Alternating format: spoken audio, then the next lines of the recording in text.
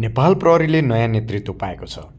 करिब 3 दशक नजिक लामो प्रहरी सेवाबाट अनुभव सँगाल्दै दानबहादुर कार्की नेपाल प्रहरीको 33औं महानिरीक्षक आइजिपी बनेका छन्। सरकारको निर्णयअनुसार कार्तिक 27 गतेदेखि लागू हुने गरी उनलाई करिब 80,000 जनशक्ति रहेको नेपाल प्रहरीको सर्वोच्च पदमा नियुक्त गरिएको हो। गुल्मी जिल्लाको मालिका गाउँपालिका 7 मा जन्मिएका कार्कीको बाल्यकाल सामान्य गाउँले परिवेशमै बितेको थियो। साधारण किसान परिवारमा जन्मिएका उनले पढाइसँगै घरायसी काममा सहयोग गर्दै सङ्घर्षपूर्ण जीवन व्यतीत गरेका थिए। बाल्यकालदेखि नै अनुशासन, इमानदारी र आत्मविश्वास उनका पहिचानका आधार बने। विद्यालय तहको अध्ययन स्थानीय विद्यालयमा पूरा गरी उनले उच्च शिक्षाका लागि काठमाडौँ आए। मेहनती स्वभाव र ठोस संकल्पका कारण उनले प्रहरी सेवा रोज्ने निर्णय गरे र यही बाटोले उनलाई देशकै प्रहरी प्रमुखसम्म पुर्याए। कार्कीले सन् 2054 चैतमा प्रहरी निरीक्षकको रूपमा सेवा सुरु गरेका थिए। प्रारम्भिक चरणमा नै उनले विभिन्न जिल्ला तथा युनिटमा काम गर्ने मौका पाए। उनले जनताको सुरक्षामा खटिँदै उत्कृष्ट नेतृत्व र कार्य सम्पादन क्षमताको पहिचान बनाएका थिए। उनले पदोन्नतिसँगै देश तथा विदेशका विभिन्न युनिटहरूमा काम गरे। दर्जा अनुसारको जिम्मेवारी वहन गर्ने क्रममा संवेदनशील ठाउँहरू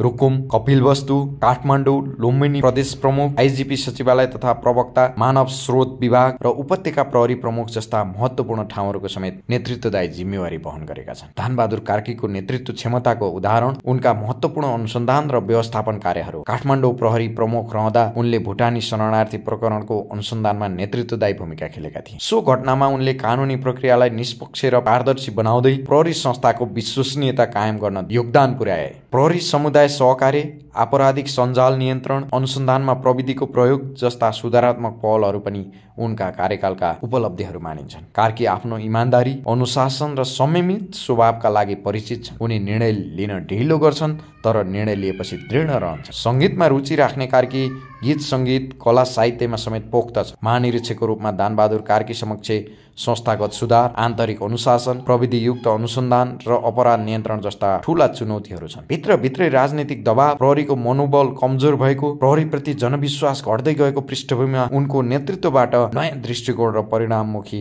सुधारको अपेक्षा गरिएको छ। साधारण गाउँबाट यात्रा सुरु गरी देशकै सुरक्षा निकायको सर्वोच्च नेतृत्वमा पुगेका दानबहादुर कार्कीको कथा एक इमानदार, कर्मनिष्ठ र सङ्घर्षशील व्यक्तिको प्रेरणादायी कथा हो। उनको यही स्वभाव र कार्यशैलीले नेपाल प्रहरीलाई अझ सक्षम, पारदर्शी र जनमुखी संस्थाको रूपमा उकास्ने अपेक्षा गरिएको छ।